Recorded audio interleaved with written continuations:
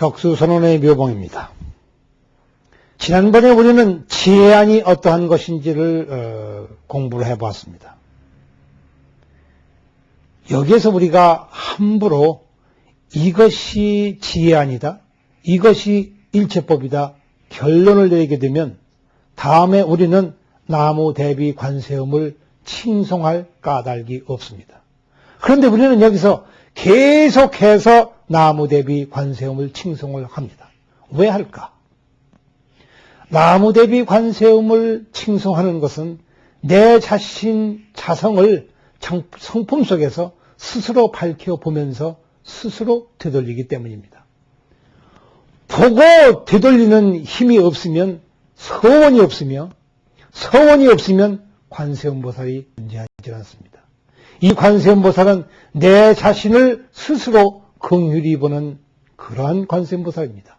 어떠한 좋은 법문이 떠오르고 어떠한 좋은 진리가 내 머릿속을 엄습하더라도 그 진리에 내가 속으면 그 진리, 그 좋은 진리가 도리어 마구니가 됩니다.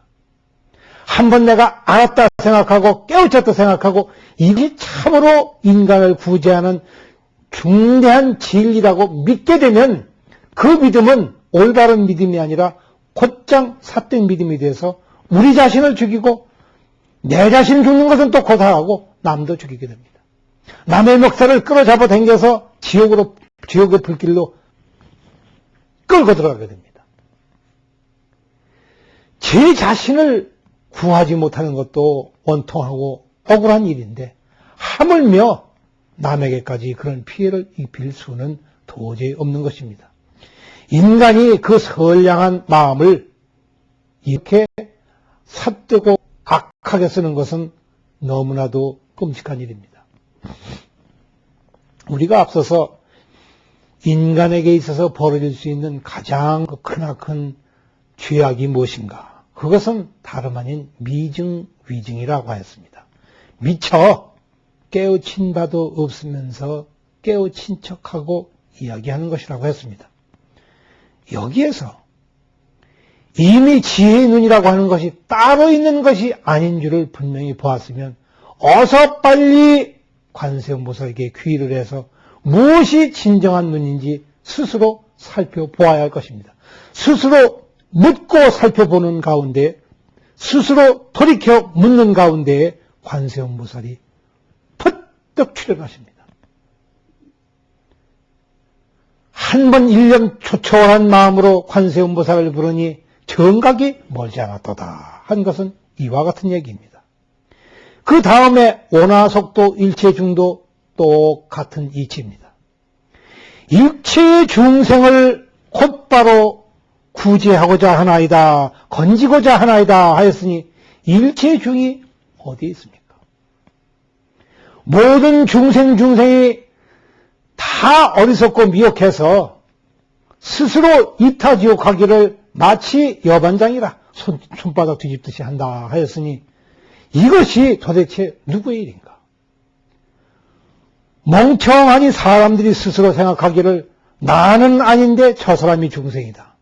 또 부처님 따로 계신데 저희들이 바로 중생이다 해서 우리 같은 중생이야 그러하더라도 부처님만은 그러하시지 아니하다든가 이와 같은 얘기를 함으로써 감히 입을 놀려서 내가 마땅히 일체의 중생을 건지오리다라고 한다면 제 자신이 중생일 때에는 중생을 건지지 못할 것이요 오직 제 자신이 부처일 때에 건진다고 할 것 같으면 이미 저는 부처요 밖에 따로의 중생이 있다고 하는 얘기가 될 것이니 일이 되고서야 어찌 참다운 불자라고 할 것이며 어찌 이 서원의 올바른 이치라고 하겠습니까?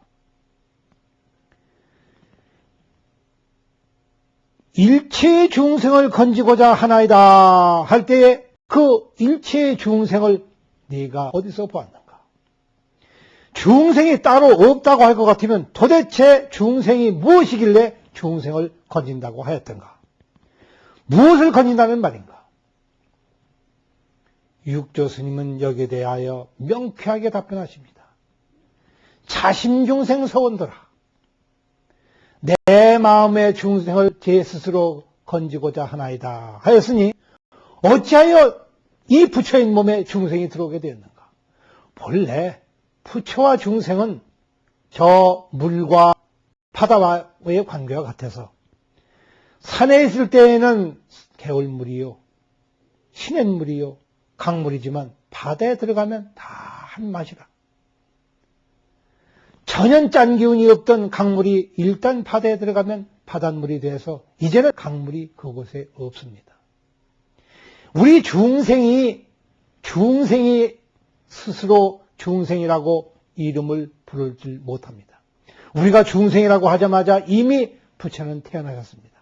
그리고 부처가 태어난 곳에는 다시는 중생이 없습니다. 그럼에도 불구하고 이름 지어서 그와 같이 부릅니다. 왜냐하면 한 번 생각을 일으킬 때에 중생이 일어나고 내가 알았다 생각하면 중생이 되며 내가 모른다 생각하면 모르기 때문에 또한 중생이 됩니다. 그러나 모르는 줄 알게 되자마자 곧 부처가 탄생을 하게 되고 번뇌가 일어난 줄을 아자마자 곧 보리가 태어나니 어찌 부처와 번뇌가 뿌리될 수가 있겠습니까? 이리해서 사사건건 시시때때로 나무대비 관세음이라 제가 관세음보살께 귀의합니다 하는 것은 스스로 중생을 파하고 부처님의 땅에 들어가는 것이며 부처님의 땅에서 스스로 나와서 중생의 법계로 다시 내려가는 그러한 과정입니다. 스스로 관세음보살께 귀의하는 이 동안에 모든 중생이 도대체 어디 있었는가? 지금껏 한 번도 낮춘 적이 없는 중생이 갑자기 부처님이 태어나시자마자 중생이 이 세상에 태어났습니다. 부처님이 이 세상에 오시기 전에는 중생이 없었습니다. 그러나 부처님이 오시자마자 중생이 생겼습니다. 그리고 중생이 있자마자 부처가 태어난 것입니다. 중생은 그래서 부처님의 어머니이고 또 반대로 부처님은 중생의 또 어머니이십니다. 자, 이것은 도대체 어떤 관계인가? 이리해서 부처와 중생은 서로 들어가고 나옴에 걸림이 하나도 없습니다. 마치 이것이 한 소리 되어 내 입 밖을 되어 나오는 아름다운 노래소리와 같고, 그리고 이 속에서 나쁜 마음을 먹게 되면 톡한 욕이 되어서 튀어나오는 것과 똑같습니다. 입은 하나의 입이로되 그 입 가운데에서 욕이 나오기도 하고 부처님이 튀어나오기도 합니다. 부르고 싶은 대로 거기서 튀어나옵니다. 그런데 이때 우리는 마땅히 불자라면, 스스로 돌이킬 줄 아는 자라면, 스스로 제 성품을 보는 자라면 어찌 나무대비 관세음을 부르지 않을 수가 있겠습니까? 내가 관세음께 귀의하나이다 하는 것은 바로 이치입니다.